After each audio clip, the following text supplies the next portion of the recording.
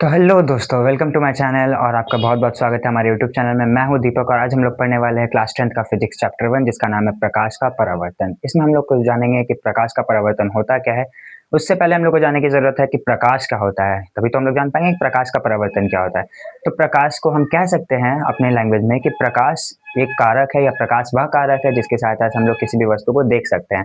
मान लीजिए कि हमारी आंखें तो बहुत अच्छी है, हम लोग देख सकते हैं, लेकिन अगर प्रकाश ही ना हो उस दुनिया में तो क्या हमारी आंखें किसी काम की आएगी? किसी काम की नहीं आएगी। हम लोग को किसी भी चीज को देखने के लिए प्रकाश की जरूरत होती है और प्रकाश के बिना हम लोग किसी भी चीज को देख नहीं सकते। इसीलिए प्रकाश वह कारक है जिसकी सहायता से हम लोग किसी भी वस्तु को देख सकते हैं। ठीक है।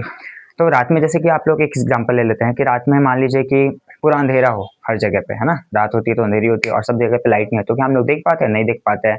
सीधा सा इसका मतलब है कि वो जो चीज रात में नहीं है जिसकी वजह से हम लोग नहीं देख पा रहे, वो क्या है? प्रकाश। मतलब कि किसी भी चीज को देखने के लिए क्या चीज की जरूरत होती है? प्रकाश की। प्रकाश का डिफिनेशन हम लोग बोल सकते हैं कि प्रकाश वह कारक है जिसकी सहायता से हम लोग किसी भी चीज को देख सकते हैं या देखने योग्य बनाते हैं। ये अपनी अपनी भाषा में लिख सकते हैं। आइए डिफिनेशन की तरफ चलते हैं जो एग्जाम में आपके काम आएगी। तो प्रकाश वह कारक है जिसकी सहायता से हम किसी भी वस्तु को देख सकते हैं। ठीक है, ये आपका डिफिनेशन हो गया जो एग्जाम में आप लोग लिख सकते हैं।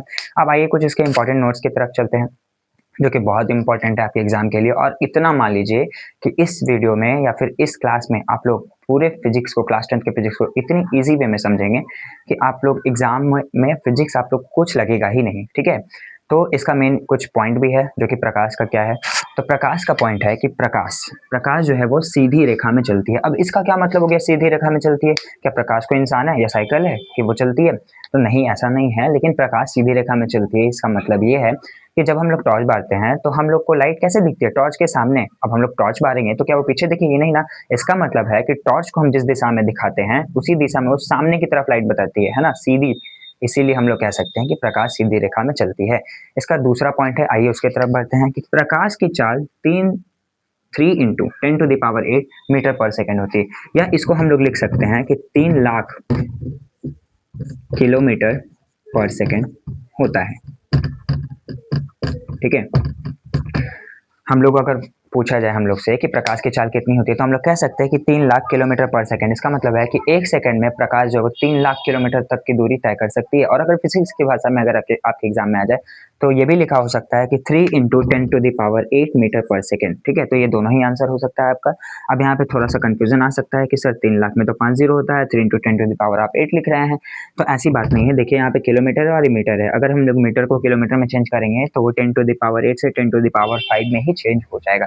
ये बेसिक कंसेप्ट है, ये आप लोग को उतना जाना नहीं, आप लोग बस इतना जान लीजिए कि प्रकाश की चाल 3 into 10 to the power 8 metre per second होती है और 3 लाख किलोमीटर पर सेकेंड होती है। ठीक है, तो आप लोग को ये चीज समझ में आया होगा, आप लोग इसका स्क्रीनशॉट ले लीजिए। तो चलिए दोस्तों, आप लोगों ने नोट कर लिया होगा। अब हम लोग बढ़ते हैं इस चैप्टर का आगे दूसरे पॉइंट की तरफ से। तो दूसरा पॉइंट है हमारा इसमें प्रकाश का स्रोत। तो प्रकाश का स्रोत क्या होता है? स्रोत से हम लोग कह सकते हैं कि जो चीज जहां से निकलती हो, जहां उसका उद्गम स्थान हो, जहां निकलने का स्थल हो। तो प्रकाश का स्रोत से क्या मतलब है? तो प्रकाश का स्रोत होता है कि जहां से प्रकाश निकलती है, जो वस्तु, वैसा वस्तु जिसका खुद का प्रकाश हो, उसे प्रकाश का स्रोत हम कह सकते हैं। जैसे सूर्य, बिजली का जलता बल्ब, मोमबत्ती।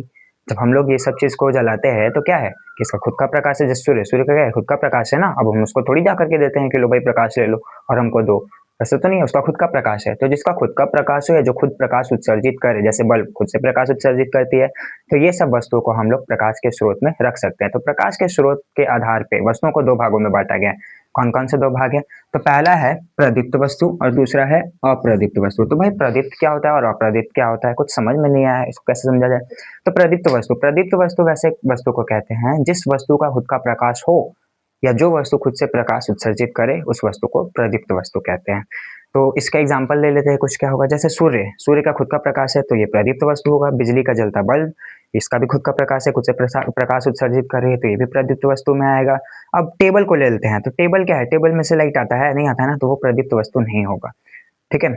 तो जलती हुई मोमबत्ती, ये भी एक प्रदीप्त वस्तु हो सकती है। तो आपको समझ में आ गया प्रदीप्त वस्तु किसे कहते हैं। तो प्रदीप्त वस्तु उसे कहते हैं जिस वस्तु का खुद का प्रकाश हो या जो वस्तु खुद से प्रकाश उत्सर्जित करे, उसे प्रदीप्त वस्तु कहते हैं। आइए इसके डेफिनेशन की तरफ चलते हैं जो आप लोग के काम आएगी। तो जो वस्तु का खुद का प्रकाश हो या जो स्वयं प्रकाश उत्सर्जित करती है, उसे प्रदीप्त वस्तु कहते हैं। जैसे सूर्य, बल्ब, जलती हुई मोमबत्ती इत्यादि, ये सभी क्या है? किस चीज के एग्जाम्पल है? प्रदीप्त वस्तु के एग्जाम्पल है। ठीक है, तो आप लोग पहले इसका स्क्रीनशॉट ले लीजिए, तब हम लोग पढ़ेंगे कि अप्रदीप्त वस्तु किसे कहते हैं। तो दोस्तों आप लोगों ने नोट कर लिया होगा, तो चलिए अब हम लोग दूसरे पॉइंट की तरफ बढ़ते हैं। हम लोगों ने पढ़ा अभी प्रदीप्त वस्तु किसे कहते हैं, तो उसमें हम लोगों ने जाना कि वैसा वस्तु जिसका खुद का प्रकाश हो या जो वस्तु खुद प्रकाश स्वयं उत्सर्जित कर सके उसे प्रदीप्त वस्तु कहते हैं। तो ठीक उसी का उल्टा होता है अप्रदीप्त वस्तु। तो उसमें प्रदीप्त में क्या था कि प्रकाश उत्सर्जित कर रही थी, खुद का प्रकाश था। अप्रदीप्त में क्या होगा, जो प्रकाश उत्सर्जित ना कर सके, जिसका खुद का प्रकाश ना हो। जैसे चंद्रमा, चंद्रमा का खुद का प्रकाश होता है नहीं ना, वो तो सूर्य की रोशनी उस पर आती है, टकरा करके मुड़ जाती है, उसी को हम लोग कहते हैं कि चंद्रमा की रोशनी आ रही है। तो भाई चंद्रमा की रोशनी रियलिटी में तो नहीं है, इसीलिए चंद्रमा क्या होगी, अप्रदीप्त वस्तु आएगी। उसका खुद का प्रकाश नहीं है ना, वो खुद का प्रकाश उत्सर्जित कर पा रहा है। जैसे कुर्सी, कुर्सी का क्या होता है, प्रकाश होता है, उसमें से प्रकाश निकलता है, नहीं निकलता है। किताबें, प्रकाश होती है, नहीं होती है।